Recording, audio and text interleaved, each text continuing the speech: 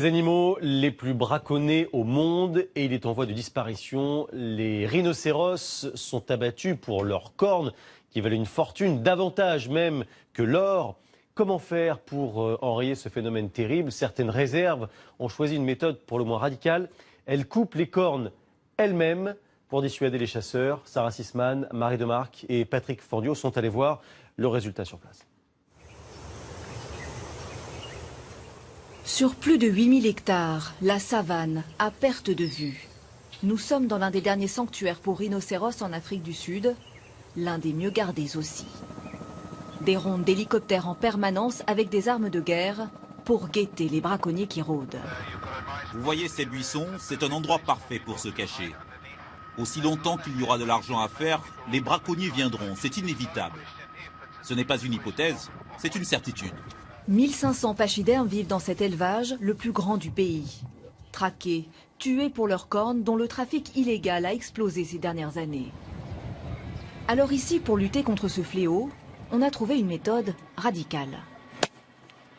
La scène ressemble à une partie de chasse. Mais en réalité, ce rhinocéros vient d'être touché par une flèche anesthésiante extrêmement puissante. À partir de cet instant, la petite équipe dirigée par Michel, la vétérinaire, a 15 minutes pour intervenir sur l'animal. Il pèse 1 tonne et nécessite pas moins de 8 personnes pour le neutraliser. Ses yeux sont bandés pour ne pas l'effrayer. Conscient, il se laisse faire. L'opération très délicate peut commencer.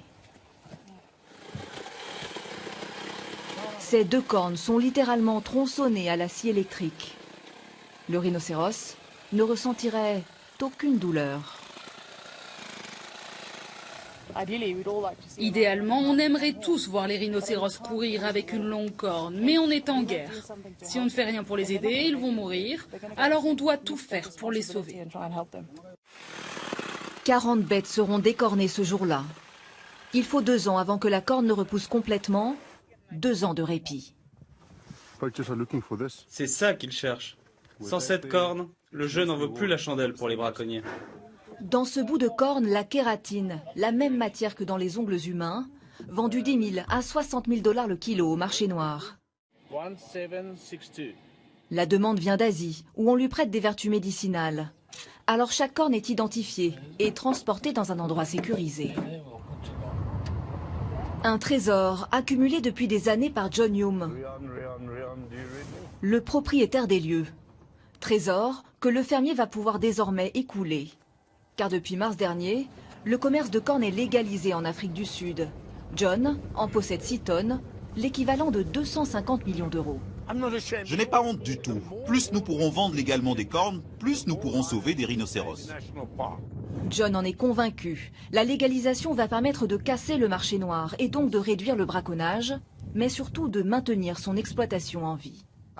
J'ai besoin d'au moins 300 000 € par mois pour entretenir et protéger mes rhinocéros. Et comment je les trouve? Eh bien en vendant leurs cornes. Et je peux vous assurer que si mes rhinos pouvaient parler, ils me diraient « Merci de me sauver la vie ». Pour les associations environnementales, cette légalisation ne réglera rien et va même alimenter le trafic à destination de l'Asie.